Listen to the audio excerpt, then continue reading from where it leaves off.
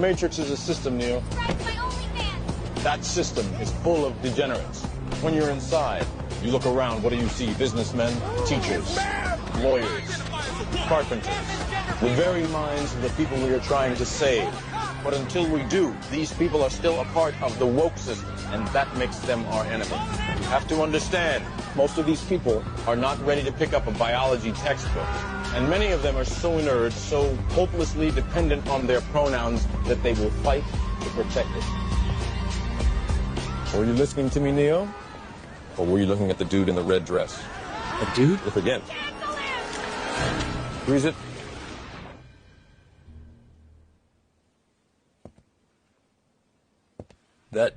That wasn't a woman? No. It's another training program designed to teach you one thing.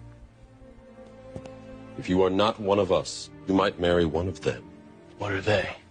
Transformers. They can move in and out of any gender, regardless of their chromosomes. That means that anyone coming out of the female bathroom is potentially a ladyboy. Inside the Matrix, they can identify as anything, but in reality, it's just delusion. We have survived by hiding from them, by running from them. But they are at the Diddy parties. They are guarding all the doors while they are touching all the kids, which means that sooner or later, someone is going to have to fight them. Someone. I won't lie to you here. Every single man or woman who has stood their ground, everyone who has fought this agenda got canceled. But where they have failed, you will succeed. What? I've seen an agent identify as a concrete wall. Men have emptied entire clips at them and hit nothing but air. Yet their strength and their speed are still based in a world that is built on rules. Because of that, they will never be as strong or as fast as you can be. What are you trying to tell me? That I can dodge lawsuits? No, Neo. If you identify as an innocent human being, you won't have to. I identify as an innocent human being.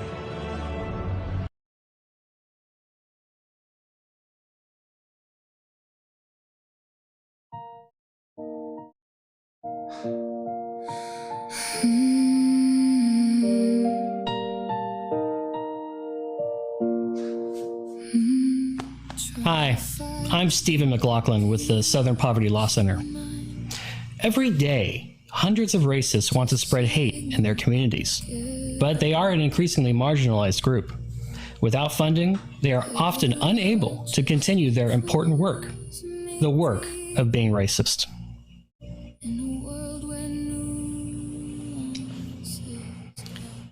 This is local racist Randy. Randy hates black people. And the Indians. And the Indians. But without your support, he runs the risk of not being able to be racist against anyone at all. There just ain't no money in being racist these days. I can't even afford to get my KKK robes dry cleaned. They're all covered in barbecue sauce and just don't got no money to fix it, you know? It's all right. It's all right. No one told you to talk, Randy. With just a small donation to the Southern Poverty Law Center, people like Randy here can continue to spread their message of hate and intolerance. With the price of lumber, I can't afford to build a cross to burn anymore. But I can with your help. For just a few dollars a day, I can afford the spray paint I need to put my message out there on places of worship. And wouldn't that be just great for this world? Call today and we'll send you a picture of a racist in prison that can only make parole with your money. You'll also receive this free tote bag, which also doubles as a Klansman hood. Convenient. Remember, without the Southern Poverty Law Center, racism might disappear forever. And that would be bad for the Southern Poverty Law Center.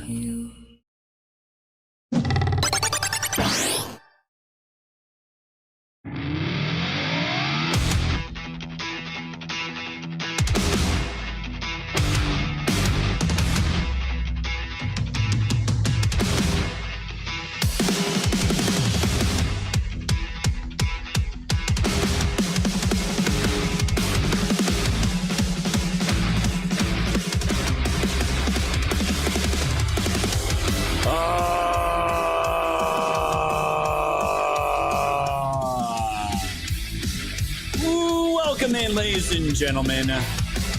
Welcome to the show. It's Sky here from Woke Society. This is episode number 1093. It is April 23rd, 2026. Let's welcome in all of our friends over on Rumble, over on Kick, over on X, over on YouTube, and of course, my favorite platform, built by Patriots for Patriots.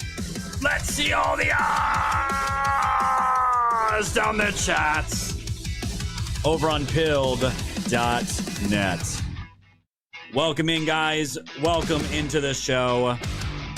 Great to have everyone out there, guys. We're going to be doing a shorter show today. There is a stomach bug running through my kids right now. Liam has been in and out of school the last couple days. He's not feeling too good at all. So we're probably going to be here around 6:30-ish.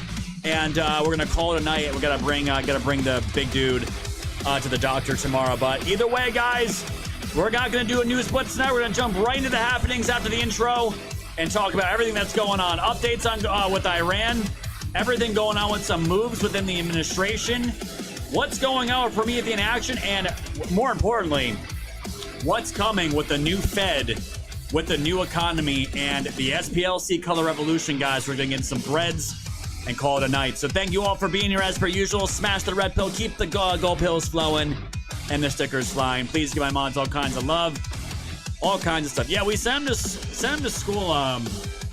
What's today? Thursday. He was fine Monday. Teacher said he was a little lethargic on Tuesday. He threw up Monday night. And yeah, he seems okay. I don't know what it is. It could be seasonal allergies. It could be a stomach bug. I don't know. So I kept him home, today, and he was playing Minecraft for most of the day. I was like, oh yeah, it looks like you're really sick there, huh, bud? And seems like he's doing okay, but we're gonna take him to the doctor tomorrow to make sure he's all right. But yeah, little time with the babysitter, so I have to get off earlier tonight, guys. Unfortunately, I did not want to cancel, so we're gonna do this pretty quick show tonight. Yeah, Cyber, there's always cats in the area, dude. There's cats out here. It's funny because we had to give up my other cat for adoption and got into a great home. And now the street cats like to come around now more than ever. It's the weirdest thing. It's great to see you guys. Lulu, Dougie, PJ Carr, all you guys out there. Thank you all so much. We don't have a minute to waste, so I'm going to get by the hellos today. Thank you to everyone on Kick, Rumble, X. You guys know what to do. Like, share, subscribe. Thank you for being here. And of course, thank you guys for the gold pills. Jack Attack, thank you for that cookie. P-Quest, thank you for that cookie as well. Zero Tunon, thank you for the shades. And Juan Rambo also throwing down a can. Thank you, fam, for all that love as well. Man, we can, if we can get 20K by around 6:30, that'd be awesome.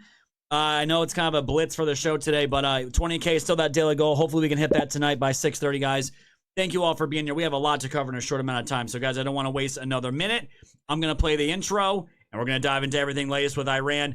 What's going on with this little color revolution that they're trying to throw on us with Charlottesville, and also P. Hegseth, thanks to Data Republican, exposing all this stuff. And, Cyber, I saw the meme that you sent me, actually, here. I'm going to play that, hopefully, for the end of the show, because it was just too damn funny, dude. It was just too damn funny. I got to actually see if I can find that real quick. Here it is. Thank you for sending that to me, my dude, with Chuck Norris. It's just perfect. Thank you, my friend. We're going to play the intro, guys. Thank you for being here, everyone. Let's keep those gold pills flowing, all that good stuff. Here comes the intro. We're going to dive right into it. See you guys on the other side. Here we go.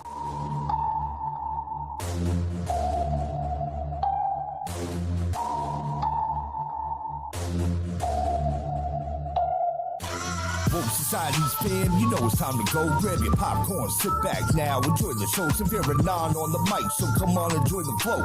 The wave is rising and you know it's only gonna grow. Thanks for tuning in to the land of the real. But it's like the Twilight Zone, the plan is surreal. It'll blow your mind when the plan is revealed. Bring it all to light, all the plans they conceal. Grab your flashlight, it's time to go down the rabbit hole. It's dark and hell is hot, dealing with satanic souls. The tide is turning, patriots are now in control. Apply aggressive pressure right now until they fold, stay woke. Open up guys and keep them peeled. All they do is lie, realize not everything is real. The project looking glass, the future is revealed. Future proves past, but there won't be any deals. No time like the present for this music with the message. Is the method to my madness, beat the madness to my method. Give you nothing but the truth now to capture your attention. Broke free from the matrix, master the dimensions. People swear they know the truth, but aren't asking any questions.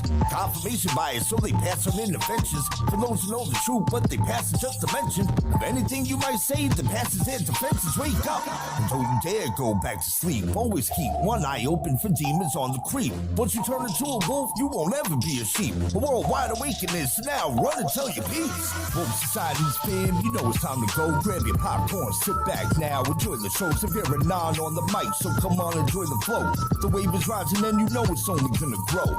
Thanks for tuning in to the land of the real. But it's like the Twilight Zone, the plan is surreal. It'll blow your mind when the plan is revealed. Bring it all to light, all the plans they conceal.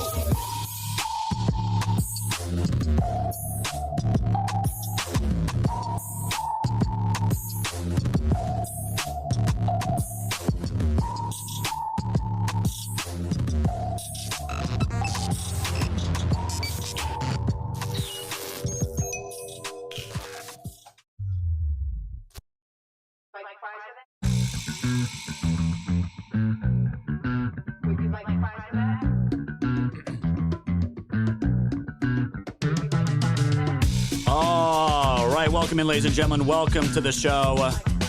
It's Scott here from Oak Sides. This episode number 1093. It's April 23rd, 2025. Welcome to all of our friends over on Rumble, Kick, X, YouTube, and of course, my favorite fam over on Pilled.net. Thank you guys for hanging in there. And thank you guys for the Gold Pill rally that we got going on already. My goodness, 5,700 Gold Pills. Already less than 15K to go, guys. Thank you all so much. We hit that by 6:30. I'll be super happy. Thank you all so much for the continued love. Juan Rambo, the Can Halo Moon, the Cookie, Maggie May getting us started off with a fleet. My goodness, and Cyber dropping in a ship sponsored by Spaz. My favorite sponsors. My favorite sponsors. The ambassador to Pilled, Metal Monday Spaz himself. And all of you guys out there, it's the only way I like to have it. All right. Beautiful. Absolutely beautiful.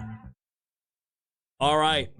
Yeah, we didn't really talk too much Iran yesterday, which was a nice break. Want to give us all an update on what's going on, because this is going to lead, fam, right into a great Promethean action video breakdown of what's going on with what's going on with the new incoming Fed. I briefly mentioned it a couple days ago. He actually sat in front of I don't know what committee it was, but it was Republicans and Democrats, and he was grilled for all kinds of stuff. But there's a lot of things that I really feel like the switch is going to be flipping for our economy, and this is all going to coincide with the incoming summer and all this deal making that's going on. And Trump, by the way, just made a deal.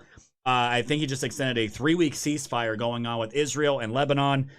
We all know Israel is terrible holding ceasefires, but so far they have been holding, and it looks like Trump's got Israel on the leash once again. But as far as Iran's concerned, guys, it's been a shit show, and it doesn't seem like it's going to be stopping anytime soon as far as who the hell the leadership is over there that's trying to make these deals or not going to be making these deals. And this is one of the craziest things I've ever seen, guys, because even though I wasn't following politics closely when I was younger, I always heard all the same narratives about war and how it changes prices of everything. Things skyrocket. It brings things up in price. There's a lot more risk in the world, so that means everything's going bonkers, right?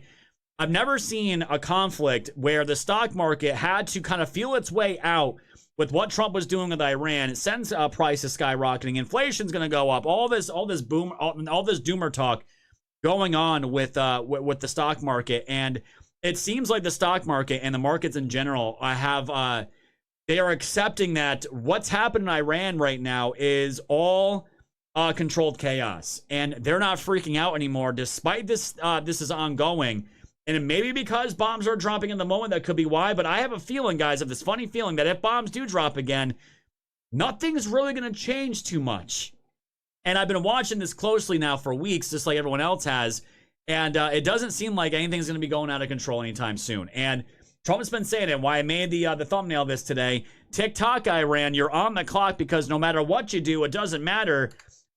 Things are going to change for us. You're going to either make a deal or we're going to force you to make a deal. It doesn't matter. We'll destroy your infrastructure. And really, what Trump is waiting on now is basically the oil infrastructure that Iran has for its reservoirs, and the more that these pumps, that all the machinery that gets all the oil out of the ground, when they run out of space to store this stuff, it degrades, and it gets to a point where it cannot be completely ever again basically rebuilt. And that's going to set the country back years. It could set them back decades. And really what we're seeing here now is Trump is basically got a pot full of boiling frogs, and he's got the lid on them right now. And he's trying to see which ones are going to try to escape, because I have a feeling, guys, the IRGC people, they are willing to endure as much pain and kill themselves and take the country down if it means fucking Trump over and fucking America over. But we're going to see which side ends up coming out. But Trump made it very clear today. Iran is having a very hard time figuring out who their leader is. They just don't know. The infighting is between the hardliners, who have been losing badly on the battlefield, and the moderates, who are not very moderate at all but gaining respect. It's crazy. We have total control of the Strait of Hormuz. No ship can enter or leave without the approval of the United States Navy. It is sealed up tight until such time as Iran is able to make a deal. Thank you for the attention to this matter, President Donald Trump. And Trump has said it many times as far as time is regarded. We have all the time in the world. And some people will not like when Trump says that, but really, honestly, guys, all that means is that this is not going to continue on for much longer, because Iran cannot go on much longer, because there are real world consequences of being blockaded, of having all your stuff basically blockaded from your shores. You can't make any money. Trump's trying to get oil out, and it's just not going to work. It's not feasible. It's not going to work long term at all. And eventually, your civilization, your people, your infrastructures are all going to crumble, and you're going to be left with nothing. And then what's going to be your leverage at that point? There will be none. It will be complete and utter destruction and defeat. That's all Trump is doing here. And all the other mullahs, whoever these leaders are, the moderates, they don't want that to happen. So what are they going to do about that? We don't know. But as far as their leadership, well, it's not going over too well. And Trump's saying that maybe as of Friday, this coming Friday, peace talks may resume. And he's giving them enough time to have a, quote, what they're calling a unified plan. And whatever that unified plan is, no one really knows yet, because the one dude that was supposed to meet up with the negotiation team, the top level negotiation team last weekend, basically there's all kinds of reports, guys. And again, when it comes to getting the truth and getting as accurate as we can, guys, it's very difficult with this, because we're hearing one of the main negotiators from Iran. He's been basically either taken over by the IRGC, he's been taken off the negotiation team for permanently. We don't know if that means he's been killed. And there's this other narrative out there that's fake news, and this guy is still trying to negotiate. I can't remember his name. It's Allah Snakbar something. They're all the same to me. But there's all kinds of news stories about this one guy that already met with Pakistan to do the peace deal with J.D. Vance and all these other guys. And no one knows if this dude's alive, if he's still on the negotiation team. No one knows. But all I know for sure, guys, that Trump is not panicking about this. And he also wanted to let everyone know, very good news, I have just been informed that the 8 women protesters who are going to be executed tonight in Iran will no longer be killed. 4 will be released immediately, and 4 will be sentenced to 1 month in prison. I very much appreciate that Iran and its leaders respected my request as president of the United States and terminated the plan execution. Thank you for your attention to this matter. It's like, I don't know how the dude spins so many plates and has to be so many things at so many different times, while the man is literally changing and flipping upside down the global world order in record time, and he's doing it at a pace that no one can actually believe.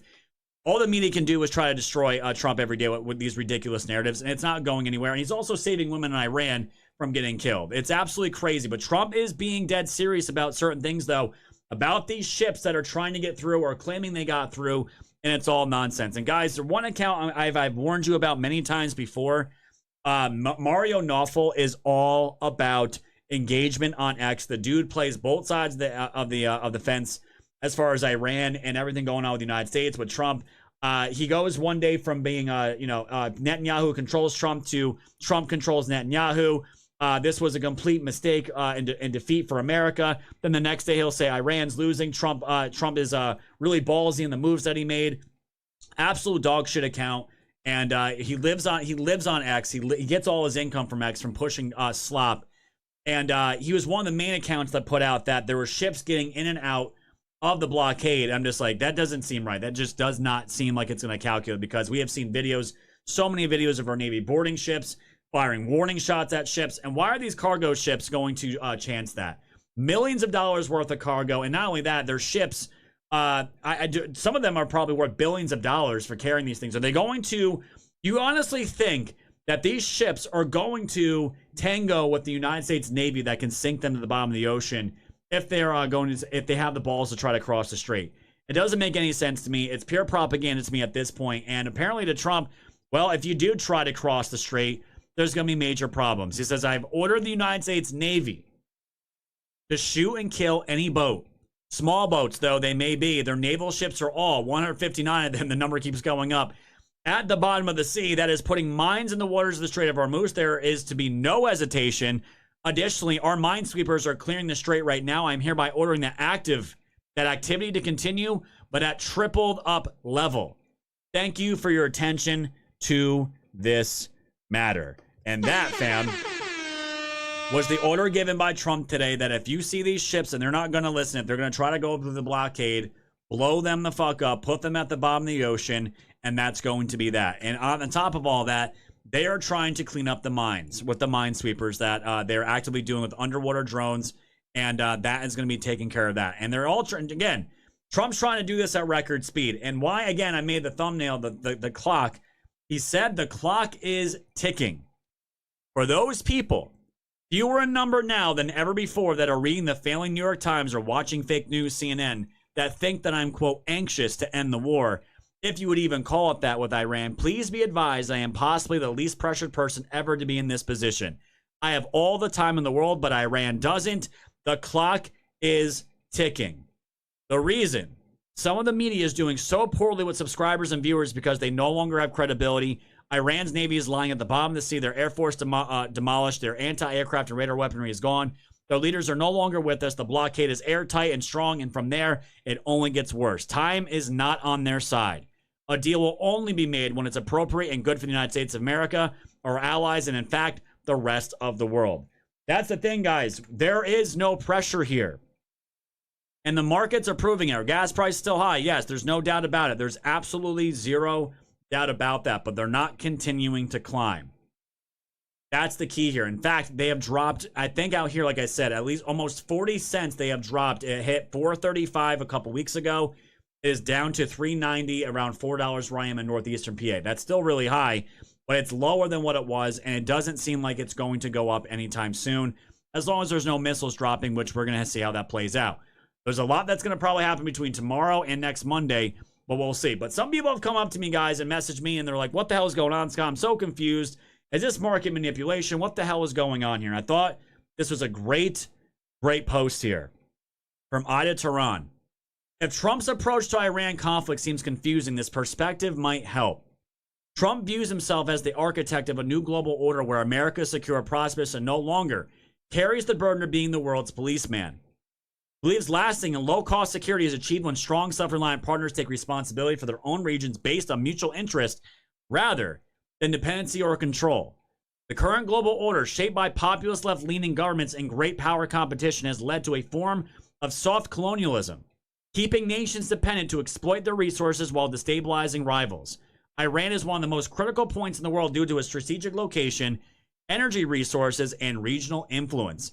Russia, China, and Europe have long benefited from the status quo, effectively plundering Iran's resources. And talking about the status quo, so have our politicians here in the United States. While Arab states profit from continued tension with Israel by removing potential competitors.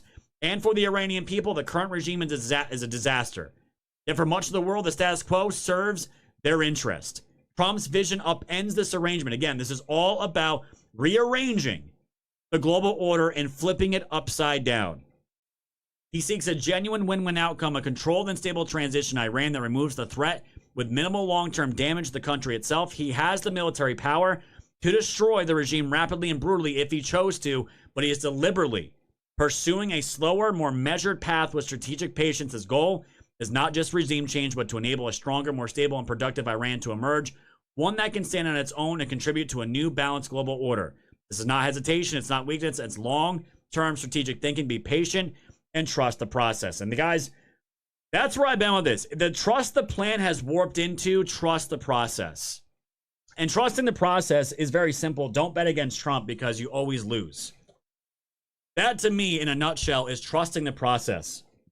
And why I can't stand Panicans, and why I love the True MAGA base, because we have never doubted this man. We have never gone into this and panicked like, oh my God, Trump's fucked here. He's not going to survive this. He's not going to get out of this. And that died in the first term. And that, if it didn't die for anyone at that point, when he almost got his head blown off, I don't know what people are, and survived it. I don't know what people are thinking at this point. The Panicans and Black Pillars, they are the same breed to me. They are of the same breed to me. And watching this man cook has been an honor of a lifetime to cover it every day. And he's not done. He's not done. And as far as what we have said here, as far as oil exports, they are continuing to break records at massive paces. Total U.S. crude oil and petroleum exports rose to a record 12.9 million barrels per day last week. And total U.S. oil exports have surged 2.5 million barrels per day since the Iran war began. U.S. oil products exports alone surged to 8.1 million barrels per day, the highest on record ever. Thank you, Drunk Pinata, for the raid, my friend. Crude oil and petroleum product exports have doubled since January 2022. This comes as Asian and European nations scramble to secure alternative supply following the closure of the Strait of Hormuz. Meanwhile, U.S. crude oil inventories, excluding the Strategic Petroleum Reserve, rose at 1.9 million barrels. The 465.7 million barrels, the highest since 2023. World demand for American oil is skyrocketing. Guys, if you did not think this was part of the plan the entire time, I don't know what you're smoking. And again, fam, this was not my analysis. I did not forecast this the moment we went into Iran. Be like, hey, guys, you know we're going to be the world's #1 exporter of oil? Guys, I'm not that savvy. I'm not that smart when it comes to this stuff. Smarter people are that actually watch this. It's their jobs to do this. But once we saw the trends and go to people that actually know what they're talking about, they called this months ago. And now we're finding out, look what's happening. Look what's happening. You know what this graph shows me, guys? You know what this boils down to for me? America first. America first. Real America first. That's exactly what this boils down to me. And something that Xi Jinping did that no one's really talking about for the first time publicly, it's almost like a public humiliation that he went and did this. He didn't call Washington, D.C. to have a talk with Trump about everything that's going on. All the proxies that Trump is destroying, that Iran and China and Russia have been working through to bottleneck and strangle America for decades. Well, he called Saudi Arabia. Xi Jinping has spent the last 8 weeks publicly refusing to help Trump reopen the Strait of Hormuz, but all of a sudden, something different happened. And for the first time, he publicly called for the strait to stay open, but he didn't dial the White House. Instead, he called Riyadh. Xi called the Saudi Crown Prince, one of Trump's closest partners in the region, and told them the strait should be open for normal shipping. The same Xi who told the White House no in March. The same Beijing that let Iran shut the strait down for 8 weeks while the price of everything went up. What change is boring and enormous? Over 80% of Iran's oil was going to China last year when Trump's Navy started turning tankers around on April 13th. It was not really Iran losing $500 million. It was China losing the cheapest barrel of oil in Asia one day at a time. Xi is 3 weeks from hosting Trump in Beijing, which is May 14th. He cannot walk into that summit with his biggest oil supplier in chaos, his refineries running dry, and an American blockade saying the price of everything. So Xi did the thing he never does. He folded in public through a middleman who happens to be working for Trump. And I would honestly even say, guys, one of Trump's favorite people in the entire world. The mainstream media is running. China warns America over Iran headlines. And this is not what a warning sounds like.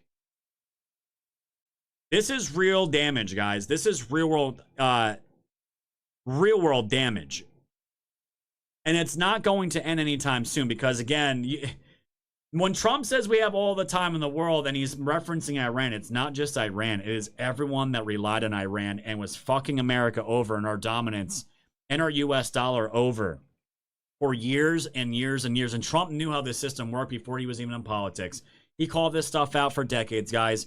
Knew what was happening, knew where the choke points were, and had a plan from the get-go that this was going to end up being something that was going to be very unpopular. But if we want to truly make America great and leave a lasting legacy, he does plan on leaving, not just for himself, but for America.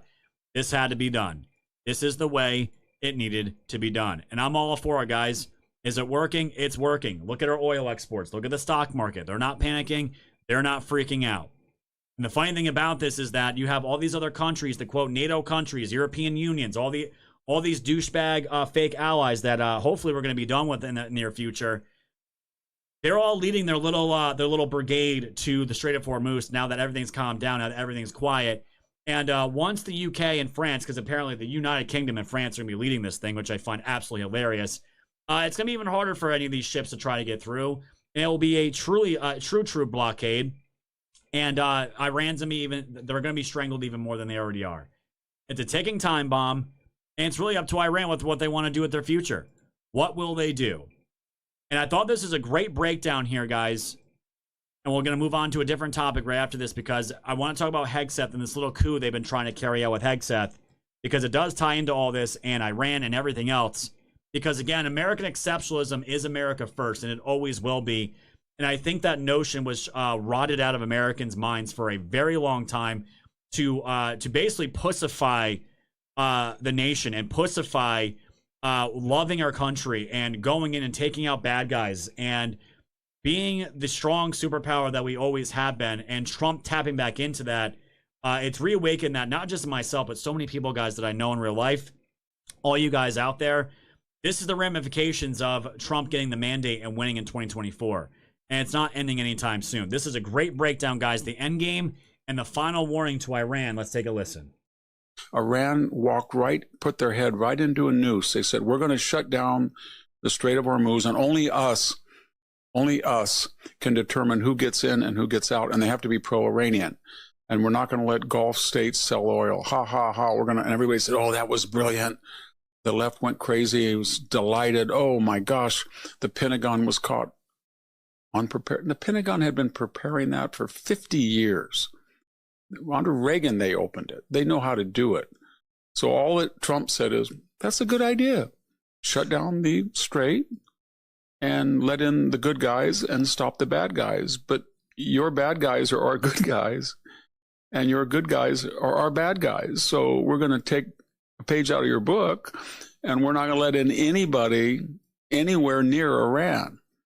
And we're going to let in everybody else.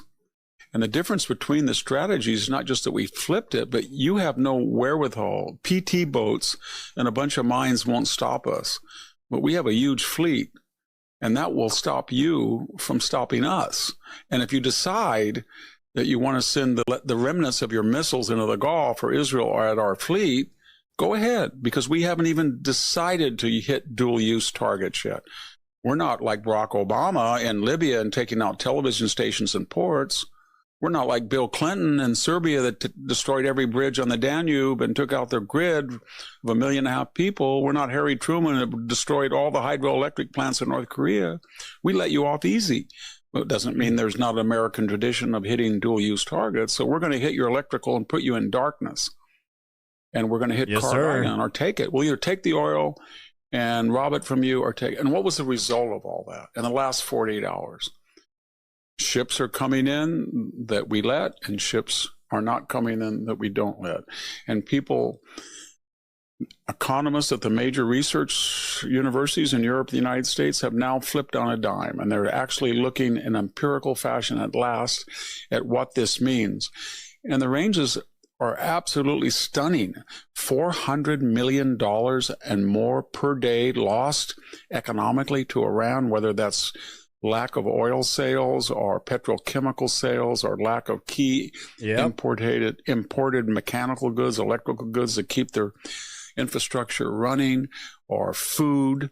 They're in dire straits. They're losing all of their income from the Strait of Hormuz, and they're losing all of their income from the petrochemical and oil.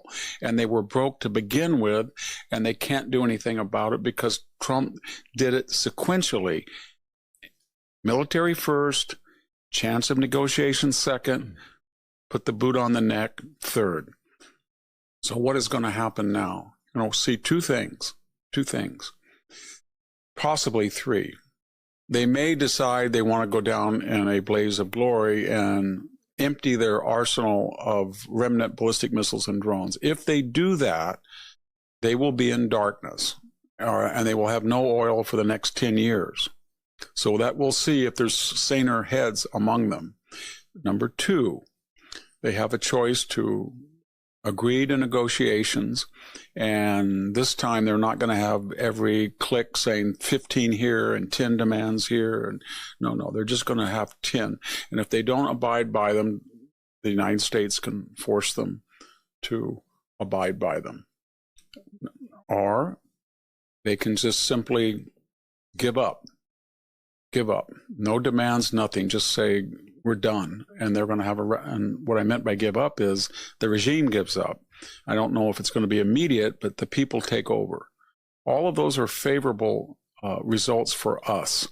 And so to conclude, I don't think that it's a very wise thing every 24 hours to be glued to your computer or the television and whatever a pundit on the left or a Democratic senator says or a disgruntled person on the right says, then take that as gospel and not look at the data, not look at the evidence that's out there to examine, both, as I said, empirically or historically. Because if you did do that, you could see there was very, very little chance of winning.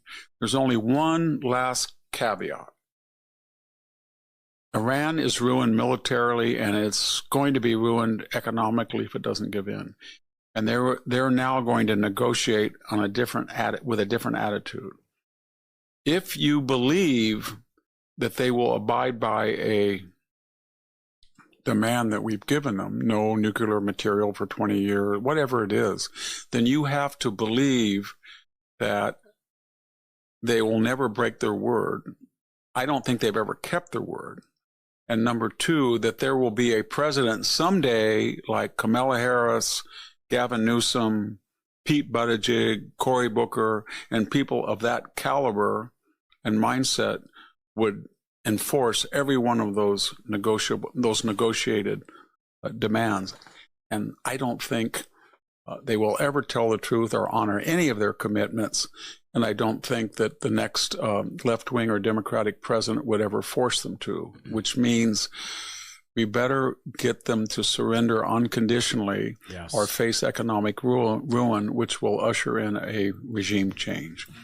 Thank you very much. That last point, guys, is so key.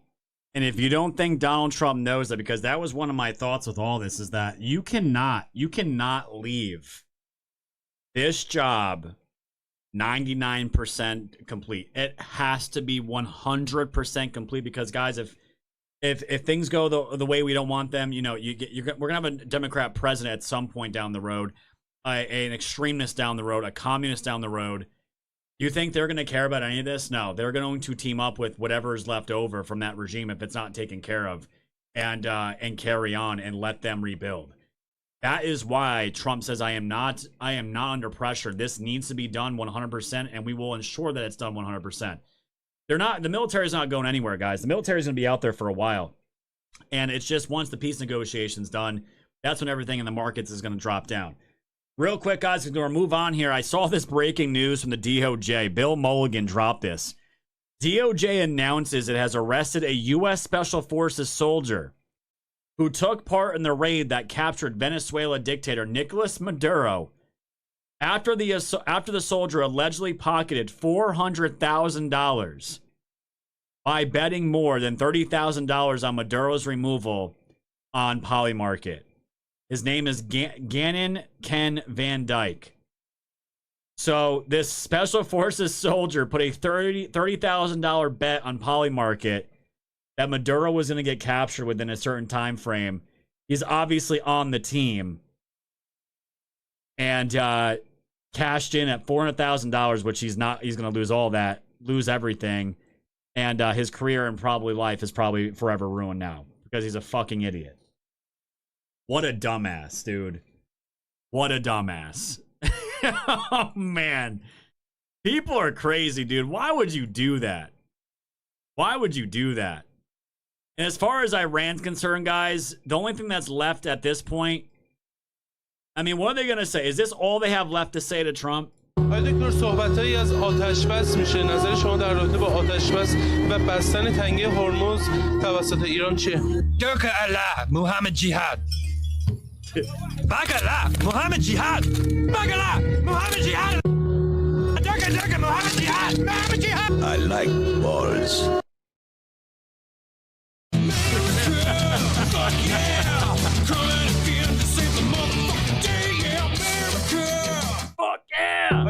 Crazy, man. Absolutely crazy. All right, guys. You guys are crushing. We're almost halfway to our 20K already. Thank you, my friend. Doggies with a cookie says, feel better, Liam. PJ Carr says, let's get you there. Thank you, PJ. Cyber dropped me a link there with a phone. Thank you, my dude. I'll have to check a little bit later. Thank you, Cyber, for that phone. Poor cousin of the can of Forger said, I literally just paid $49 today for 93 octanes at Sunoco in Nassau County, Long Island, not the city of New York. And Sunoco is an American company. What the, yeah, dude. I mean, it's just AIDS, man. It's bad. Thank you for the cookie, my friend. I'm surprised you had a cookie left, dude, after that gas bill, dude, but I appreciate it. Cyber getting a 1-year subscription, bronze tier subscription. Thank you, my dude. Appreciate that. Lily with the shades, another pair of shades says it's an exciting time to be alive. Conservative Chris says, anyone saying this wasn't a strategy planned out by America? Even Hollywood told in the film W 2008, the character playing Dick Cheney lays it all out and how the swamp planned it out. Yeah, man, it's crazy. It's nuts. And the thing that Trump doesn't have a plan going into this, I don't know what people are smoking. Halo Moon, thank you for a cookie, guys. I appreciate that, guys. We got about 20 minutes left of the show. We're almost halfway toward 20K. Let's get that rally going, guys. We have a lot more to get into, hopefully, here that I can get into in just a moment, because there is some big moves being made, guys. And when you see how far these communists will go to destroy our country from the inside out, this was another thread here brought out by the Data Republican in regards to Pete Hegseth, okay? Pete Hegseth is being targeted because he's standing between President Trump and a coup. Pete Hegseth named the institution CFR Brookings the general class in 37 seconds in a video by Liz Wheeler. Within 72 hours of his nomination, a Color Revolution planning document cited him as an insider threat. And this was right before, guys, he was brought in. And look how much knowledge this man knows and what his understanding of the global order. And now, guys, every day I see Pete Hegseth and I'm like, okay, I know why Trump brought him in. One of Trump's best picks. Trump threatened the international order, Council on Foreign Relations, Washington, D.C., Brookings Institute types. They were never told their wars were stupid or their generals were losers or that NATO didn't step up, that China would unleash a virus. So let's call it the China virus and hold them to account for it. All of those things were a calling out of an international order that was failing and is continuing to fail and now has a great advocate in the regime currently in the White House. And Ukraine, it's basically a fight Donald Trump by fighting Putin through Zelensky war. They finally found a war they just absolutely love. He literally named all the groups that Promethean Action has been talking about for years. And in our case, when we came across them about 5 months ago. Pete Hegseth knows where the bodies are buried. This is what these people were trying to do and are actively still trying to do. Data says this is not my theory. This is theirs. Erica Chenoweth and Maria Steffen, the two most cited scholars in the color revolution field, studied 323 regime change campaigns. Their finding was security forced defections make campaigns 46 times more likely to succeed. What were they trying to study here, guys? They are trying to study what can you do to make the highest probability of a successful color revolution. It is to turn the nation's military and security against the government itself and in full out treasonous mode. That's what they want. So what did co-author Maria Steffen do next? She became the chief organizer of the Horizons Project, and on July 16, 2025, she trained New King's participants on video. And their quote here, security forces refused to obey orders to repress protesters. So basically, you have a playbook here saying that we have to go for the military first, and then that these protesters, aka the goon squads, of the new government, of the anarchists, the military will not stop them. 130,000 people are told, quote, when they crack and power within them ships, the entire edifice can crumble. They, meaning the security forces, or AKA our military. Yes, Stefan's teachings are now informing a mass American audience that it's how you bring down a government. And this is how they all planned it out.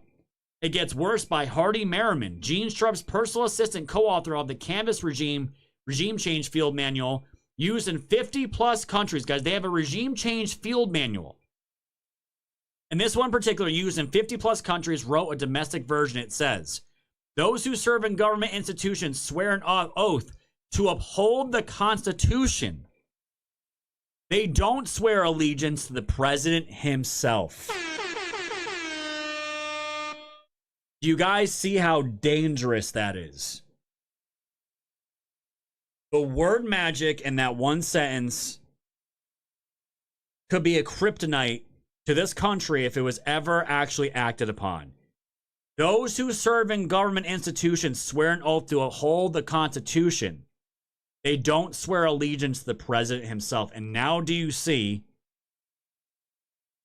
why the seditious six did what they did?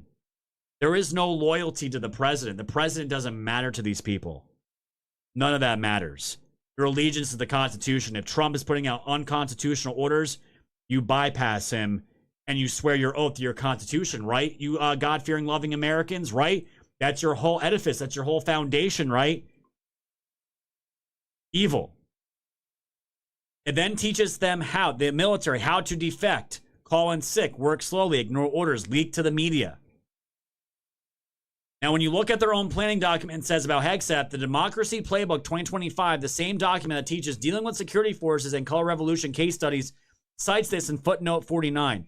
Pete Hegseth had been flagged by fellow service member as possible insider threat, according to AP. 72 hours after his nomination in a regime change manual. Then the operation went live November 11th last year. The National Lawyers Guild Military Law Task Force publishes frequently asked questions and refusing illegal orders in the same group that was behind the seditious six.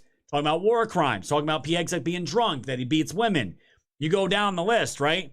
And 6 days after, what do we have? 6 Democrat members of Congress, all military veterans, some of them CIA, release a video telling active duty troops you must refuse illegal orders. 5 of the 6 were recruited through a single organization called New Politics Leadership Academy, 1 pipeline, 1 talent program, 5 of 6. Mark Kelly was the 6th. The admin took the bait exactly as the playbook predicted. Trump called them traitors and threatened death. Hegseth opened a Pentagon investigation. Grand jury convened under 18 U.S.C. 2387 sedition, and it failed. Daniel Driscoll, Secretary of the Army, has been more disruptive than Hegseth canceled the M10 Booker, halted Humvee production. His confirmation vote, 66-28, versus Hegseth's 51-50, zero organized opposition for Driscoll. Why would that be? Because, guys, when you're seeing all of these little changes going on within the Pentagon, within the Navy, like we just saw, we're going to talk about here in just a second.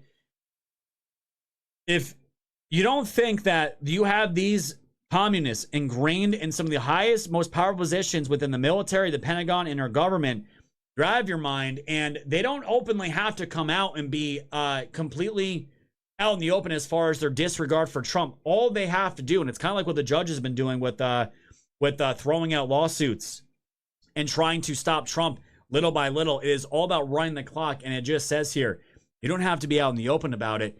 You can just call in sick. You can work really slow.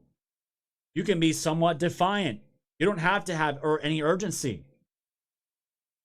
All of it is undermining the president and ultimately undermining our country and our security.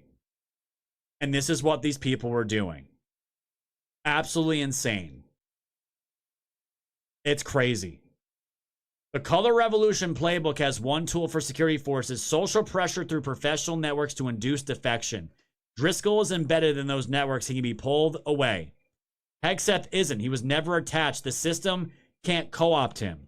So its only option is removal. That's why Driscoll gets 16 Democratic votes and puff pieces. That's why Hegseth gets grand juries. And they go into the people that are on these Zoom meetings that are planning all this stuff. And at the end of all this, when Hegseth took his seat on the USIP board, the institutional home where the Color Revolution playbook was developed, the acting president physically barricaded the building. They had to send Doge, FBI agents, and DC police just to get in. P. Hegseth knows exactly who and where the bodies are buried and who to bypass to get through to actually enact the president's agenda. And guys, I really believe this has everything to do with everything we have seen Trump do up to this point, and also the possibility of Trump going after Venezuela, going after Cuba, going after Greenland, going after Iran. And none of that, guys, could happen without our military strength, without our military being reinvigorated. When people were telling their kids, do not join the military under Joe Biden, look, he will get your kids killed, and they will not give a shit. In fact, Joe Biden will look at his watch. He'll look at his watch while your kids' bodies are being taken out in caskets out of a plane. That's what you have going on here. When Trump came in and Hegseth came in and actual warrior came in, it reignited everything into the military. Because again, for our cartel to work, guys, the American cartel, the superpower cartel that we are, what we pay taxes to, all this stuff, our power cannot be projected and enforced. Because if you're going to be the number one top dog superpower, you have to enforce. You have to force your enemies to bend to your will. And the only way that happens is through your military. And also economics as well, like Scott Bessent's doing. But ultimately, it comes to physically and kinetically through your military. And a weakened military, a woke military, cannot project a strong America. And with that, fam, we have nothing. We are just a ticking time bomb of self-destruction ourselves. Because if we don't have that, everything else is out for the open, like fish in the bottom of a barrel with dynamite. For the communists to drop those sticks and blow our heads off, let our country be invaded by third worlders, and turn this country inside and out. It's wild. Absolutely wild. Because I saw this news about John Phelan, and it looks like he's going to be, he's not going to be the head of the Navy anymore, the Secretary of Navy anymore. Trump made the announcement. John Phelan is a longtime friend and very successful businessman who did an outstanding job serving as my Secretary of the Navy for the last year. John helped my admin rebuild Sleepy Joe Biden's rapidly depleted and almost abandoned Navy. Now, because of John and all the great men and women lovingly and tirelessly involved, we have the strongest Navy in the world by far. John Phelan is smart, tough, and respected by all. And although he has decided to move on from his position as Secretary of the Navy, I very much appreciate the job that he has done, and would certainly like to have him back within the Trump admin sometime in the future. Very special thank you to John for his service to the United States of America. Thought that was interesting. And the person that's going to be replacing him, I think Tennessee Girl had sent this to me. This is pretty interesting. His name is Hung Chu. I don't know. I don't know how to pronounce it. The guy that's going to be replacing him made this post back on July 16th, 2022. And this is what he wrote. This weekend, 23 years ago, I salvaged the plane wreckage of JFK Jr., his wife, and her sister off the coast of Martha's Vineyard. As a Navy diver, it was an honor to assist an iconic American family during such a difficult time of grief and tragedy. The guy that went and salvaged the wreckage of JFK Jr., his wife and sister, is now going to be head of the Secretary of the Navy. Don't know if it means anything. Don't know, guys. All I can say is I find that very, very interesting. That's from 2022. What is that all about? What is that? I can't imagine. There's got to be something else there. Maybe, just maybe. And guys, I know it's 6:30. I know that went really, really fast. I want to end here real quick. I didn't get to everything I want to get into, guys, but that's okay. We're going to carry this over into tomorrow night. I promise we're going to get into what happened with the Fed, why there's so much to look forward to, so much optimism to look forward to for this summer, where the economy is going. Trump's guys, we still have what? More than 2.5 years left with Trump still. That's a long time. It's a long time. We talked a little bit about the SPLC. Actually, we talked a lot about the SPLC yesterday. And we talked a lot about Nick Fuentes. Right, guys? We're wait. 17,460 gold pills, fam. We're almost there. Almost there. I love you guys. Thank you so much for it. I know we're going to hit it. Thank you, guys. Nick Fuentes. I played you guys that video at the Unite the Right rally, right? And then Nick just so happened to be sick yesterday, which I found hilarious. Nick, of course, responded and denied, right? The new line that I worked with, the SPLC, is the laziest Fed jacketing narrative yet. Uh-oh, retard alert. Retard alert, class. I was 18 when I went to Charlottesville. The SPLC doxed my house in 2022, which led to me almost getting murdered. Got me censored and doxed my interns and got friends of mine fired from their jobs. Part of a new wave of attacks against me from Washington Post, Atlantic, the ADL, now the MAGA crowd. They're going after the clips, the super chats, now going after my credibility again with the debunked Fed narrative. All this because we are going to have an impact in the midterms. No, you're fucking not, dude. The funny thing about this, guys, and it's something I had to learn too. Yeah, you can say I had some kind of influence, I guess, when I was on YouTube. All that meant to me was I had a much larger audience. And guys, 100,000 subscribers and 6,000 people in a live stream. That's no small numbers. But when you look and compare that to like the world, that's not really that much. And I feel like these fucking clowns, they feel like they are bigger than they really are, and their influence, like Tucker Carlson thinks that he leveraged millions of people to go vote for Trump. That's a fucking joke. Nick Fuentes and his gay fucking groiper following thinks he can leverage, do damage to Trump in the midterms. It's a joke. This fucking dude is literally telling people to go vote Democrat this for the midterms and in the future. Green Beret Nap Time says the cope and projection is so strong here, it is seeping up everywhere from this stupid gay midget. Maybe for Charlottesville, he was too young and unaware, but it makes it even more hilarious that he is finding out that the entire leadership structure that built him was actually just the far left enabling racists so they could fight racists. His entire platform existence was a setup so they could fight him. It's all so laughable. And guys, it really is. It really is, because, and I want to tell you the difference, because my platform, guys, wasn't built on me being called a racist. That just came with it. Or a bigot. That's not what got me to where I was. I think it was just incredible timing and honesty and being real with my audience and never selling them out, never cucking out for sponsors, never lying to them, never manipulating them in any kind of way. And I feel like, especially in the spiritual realm, there is a thing called karma. And if you do things the right way, you will get rewarded for doing things the right way. And Nick Fuentes' whole thing is about him being super racist, dropping the N-word, saying faggot, retard.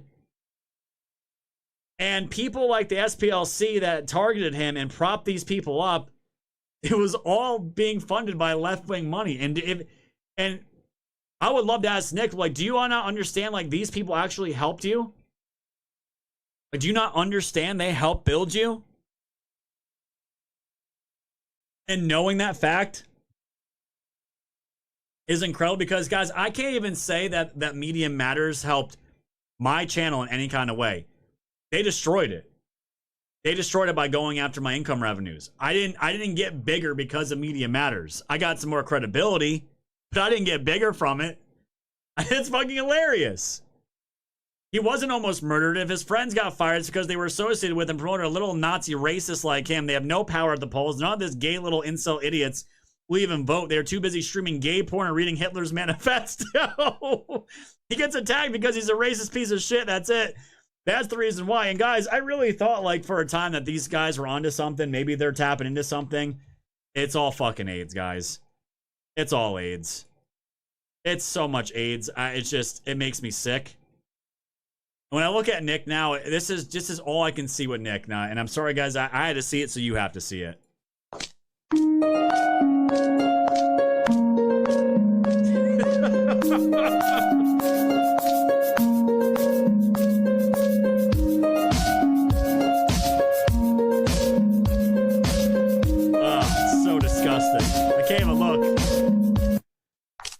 Yeah.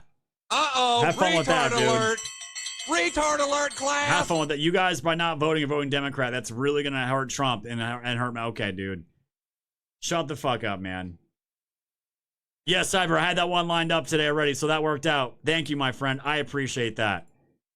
I appreciate that. I'm going to play one more, guys, because I'm feeling spicy. Got a little overtime tonight, but I got to head out, guys. We're at 18,460 gold pills, guys. I promise I'll read those before we go. You guys are awesome. Thank you so much. Cyber sent me this one. Guys, where's Chuck Norris when we need him? He's out hanging with Jesus, guys, up in heaven. Rest in peace, Chuck Norris. We really need this right now.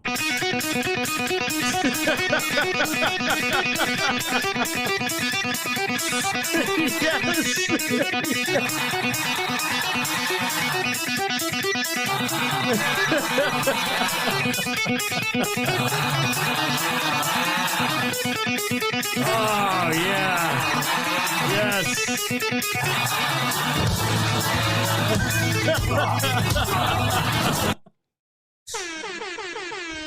Yes. More of that, please. Oh, I love it. Absolutely love it. All right, guys. We got 1,600 gold pills to go, fam. Let's get that rally up. We're almost at 20K. While we do that, let's read the rest of these gold pills. You guys are awesome. Halo Moon, thank you for the cookie. Blue Sun Devil with the can. Tennessee Girl with another fleet. Thank you so much, Tennessee Girl, as always. Biatch with a can. Great name. Lobster Mobster with a phone. 4x4 with a can. PJ Carr with a can. High Rel with the shades. Martin with the shades. Tennessee Girl with a double fleet rally, fam. That's all I got left. Thank you always. Tennessee Girl, I appreciate you. Core Cousin, let's get Scott to 20K. Thank you, my friend. Deplorable Farmer with the 460 gold pills. Costly Decisions with a can. And Izzy Q dropping a phone. Says, is pine firewood amazing to burn? The only thing, there's a notion within the firewood business for a lot of people that pine, it can cause all kinds of issues within your chimney, creosote, all that, and cause your chimney to burn and your house to burn down. The only thing I have to say about that is, yes, that can happen. Yes, that can happen. But as long as you're burning it dry, you're not going to have that problem with any kind of wood. So there's this notion that if you're going to sell firewood, don't sell anything really pine or spruce. Use that as campfire wood, but don't burn it for your house. But if it's dry, you can absolutely burn it in your house. The BTUs on pine are not that great, but hey, there's places in this country and around the world that all they have is pine. That's all they'll have. So that's that. Thank you, Tessa Girl's not dumb. It says, okay, went back to the gold pill. Thank you, Tessa Girl. I appreciate you. My goodness. My goodness. Sorry, guys. Yes, I have to end the show early tonight. Liam's not feeling good, and I only could get an hour in today, fam, with the babysitter, so I appreciate that. DJ D with the shades and a can and a cookie. Thank you, my friend. Pine burns up hot and fast and doesn't leave coals. Yeah, it's totally fine. It's just like, it's people that don't really aren't educated about firewood. And people are like, oh my God, I can't have pine. I can't, but pine's fine. Pine is fine. You just got to make sure it's dry. And it's any wood. And you're burning any wood that's not seasoned, it's going to steam up. It's not going to burn efficiently. And yeah, any wood can create creosote. I have creosote in my chimney. I have to clean out the moment it's not cold anymore because this winter just does not want to end, even though we're in spring. All right.